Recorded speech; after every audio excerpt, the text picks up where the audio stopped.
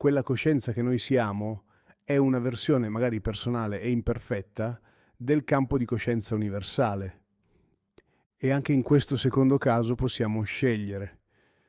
Possiamo vivere questa relazione in modo freddo e asettico, come se ci stessimo agganciando alla fonte primordiale della coscienza per disperderci in essa o coglierne la sapienza.